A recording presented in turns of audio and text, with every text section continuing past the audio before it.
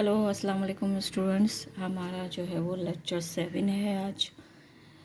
ठीक है, तो हमने वॉल्स बना ली थी और कई तरीक़ों से हमने वॉल्स बनानी सीखी, मेक ग्रुप, अनग्रुप, और हमने क्रिएट वॉल से सीखी, ओपनिंग सीखी। ठीक है, आज की क्लास में मैं आपको रैम बनाना सिखाऊंगी। ठीक है, चलें रैम बनाना सीखते हैं। अच्छा, मैं ज़रा इनको उठाकर मूव करके थोड़ा साइड में रख रही हूँ। ठीक है, ताकि आपको रैम जो है वो क्लियर दिखे। पिछली क्लास में हमने ये कुछ लाइंस ड्रॉ की थी ओपनिंग के लिए, इनको थोड़ा सा डिलीट करते हैं। ठीक है,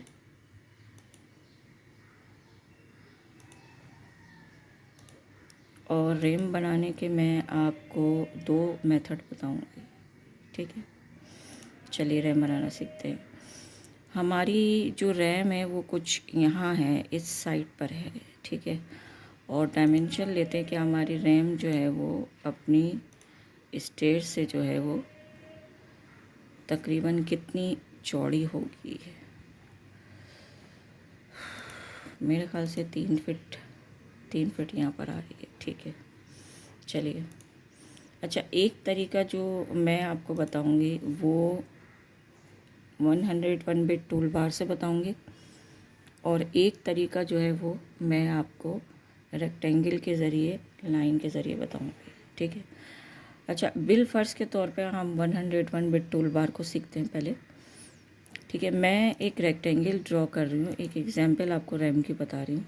ठीक है, और पुश पुल की कमांड से मैं इसको हाइट दे रही हूँ 2 फीट। ये देखिए 2 फीट, एंटर। ठीक है, फिर मैं अपनी एक लाइन सेलेक्ट करती हूँ जहाँ से मुझे रैम जो है वो स्टार्ट करनी है, यहाँ से। और फिर मैं अपने 101 बिट टूल बार में आती हूँ और वो है ऑटोमेटिकली स्लोप। ठीक है, उसको मैंने क्लिक किया तो उसकी एक विंडो खुल गई है। और देखिए ये इन्होंने हमें डायमेंशन बताई है कि हाइट के लिए आप एच में जाइए और लेंथ के लिए आप आई में जाइए और अपनी डायमेंशन वगैरह सब लिखिए। ठीक है, अच्छा, अगर मैं लाइन को सिलेक्ट कर लूँ तो मुझे कोई डायमेंशन लिखने की ज़रूरत नहीं पड़ती है। ठीक है, यहाँ हम मूव वर्टेंस करेंगे क्लिक को, और यहाँ पे हम स्लोप सेलेक्ट कर देंगे। ठीक है, स्लोप सेलेक्ट करने के बाद वो पूछेगा कहाँ से कहाँ तक का स्लोप आपको देना है। तो बस आपने बताना है कि मुझे यहाँ से लेके यहाँ तक का स्लोप देना है। तो देखिए वो ऑटोमेटिकली हमें स्लोप दे रहा है। ये लाइन हमारी किसी काम की नहीं, हम इसे डिलीट कर देंगे। और देखिए इसने यहाँ पे स्लोप बना दिया है।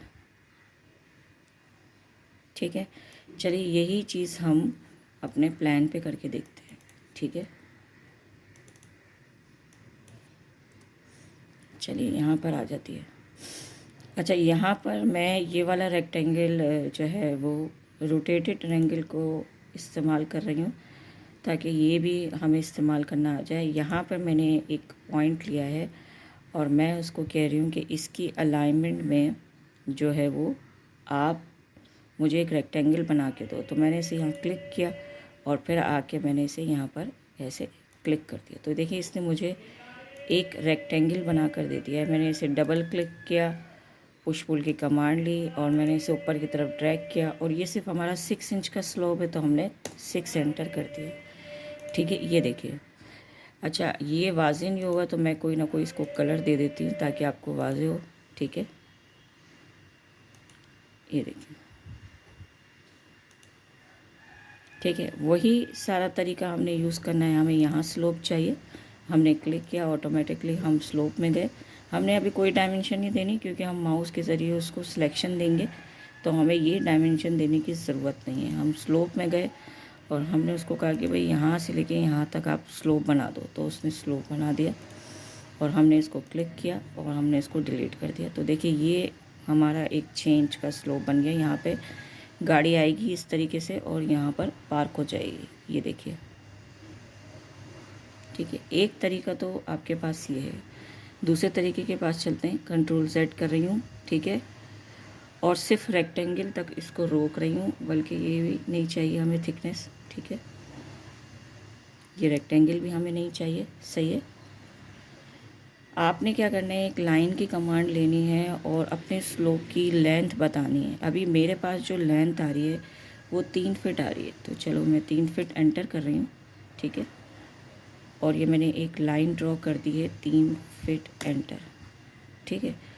उसके बाद मैंने दोबारा लाइन की कमांड ली और यहाँ से चेंज को मैंने लिखा चेंज, ठीक है। और फिर मैंने इस लाइन को यहाँ के इसको मिला दिया, ठीक है। ये देखिए इस तरीके से।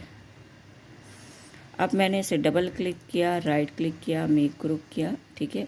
फिर मैंने दोबारा डबल किया और पुश पुल की कमांड ली, मैंने इसको सिलेक्ट किया और अब मैं इसका स्लोप बना रही हूँ ये यहाँ से लेके, भाई आप यहाँ तक बना दो, ये देखिए, ठीक है। सिलेक्शन ली, बाहर की तरफ डबल क्लिक किया और ये देखिए ये मेरा स्लोप बन गया है। चलिए इसको भी कोई कलर देके आपको बताते हैं, ये देखिए,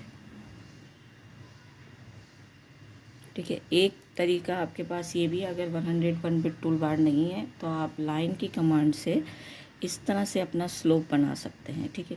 अच्छा, अभी तो हमने फ़िलहाल स्टेट्स की अलाइनमेंट में स्लोप बना दिया है, रैम बना दिया है, लेकिन रैम इस तरह से नहीं बनती है, यानी उसका एक मेथड होता है।